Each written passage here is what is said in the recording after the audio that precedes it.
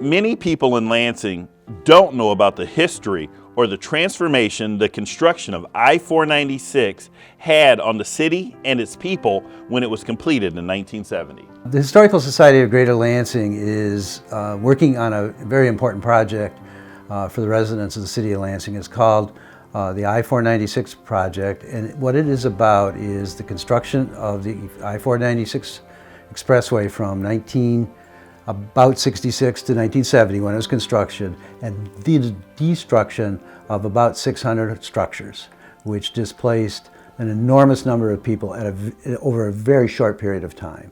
And what was created, in addition to a very quick way to get across town, I've timed it, it's about 7.1 minutes, was a lost neighborhood. And that's what was really the inspiration for this is people just started to think, what was there? No one knows anymore. We totally forgot what was under or where the expressway crossed. And over the last 2 years, we've been putting together a history of that lost neighborhood. Life pre-496 was, I tell you, it was like a black Mayberry. Black folks in that neighborhood, we had our own stores, had our own nightclubs, barbershops.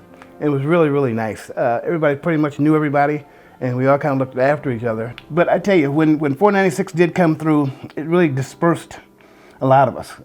My particular neighborhood was one of which our church, I should say, when I say our church, my family's church was right down the street, and so was my grandmother's house, and my dentist, and my doctor. It was within a couple of blocks, and the elementary schools I went to as well. So it was very, very convenient. And then here again, when the expressway came through, it kind of got dispersed, as well as all of our friends and relatives. So we kind of lost the continuity of being able to communicate with all of our friends and relatives.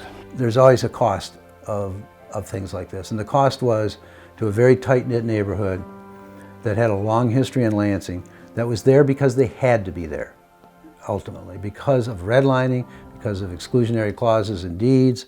The only place that African Americans could live in Lansing was on the west side, primarily on St. Joe and Main Street, which ultimately became the route through the city for the expressway.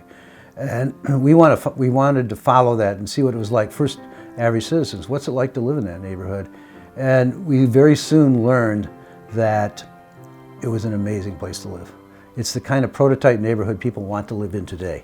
And we wanted to retell that story because it's an amazing story. And it reoccurs all over the United States. Lansing is not the only place this happened. It happened in every major city in the United States generally. I don't know, I didn't think about it much at that time because I was just a little kid, about redlining, or did they do that on purpose, put the expressway in there? And as I look back, I kind of think so, but at the same time, I enjoy using 496 myself. It is very convenient, and it does work well. The whole thing with the 496 thing, in a nutshell, and working with the Department of Transportation, which is kind of ironic for me even working on this program now, having worked at the Department of Transportation, is I think just kind of a visual vision from God, you know. I mean, it's very mystique for me because, you know, as I said before, I didn't really realize very much about racism or redlining or bigotry and all that. And so much of it was the fact that when my parents wanted to move, they tore our house down, so we had to go somewhere. There were only a limited amount of places you could go.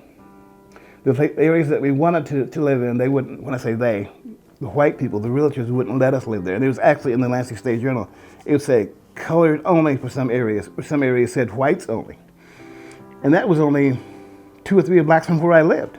One of the things that we found through lots of research, but you can't really point a finger on this, is there was a strategy nationwide that expressways would help destroy the ghetto, whatever the ghetto was. Lansing's I-496 did not go through a ghetto. The people that lived in that neighborhood had jobs at Oldsmobile, drop forges, they had good jobs. Some families had 2 people working at Oldsmobile. This was a very higher middle class neighborhood. All owned great cars. First thing they did when they got that job and got themselves settled was buy an Oldsmobile. So you could go up and down that street and you'd see brand new Oldsmobiles. And that had to be a pretty good feeling for people. You know, it wasn't a thing of which I'm crying racism that I'm doing this project. It's more that it's not forgotten. Now, my son's 28 years old. He has no clue. I said, I used to live right there. He said, Dad, what do you mean? It's a big hole, there's an expressway. They have no concept that there were homes there, there were businesses there, there were churches there.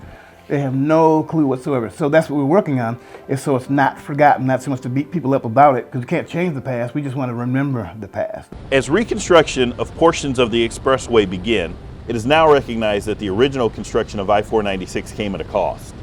A vibrant African-American neighborhood that included more than 600 homes, schools, churches, and businesses was demolished. As we move forward, it's important to remember our past.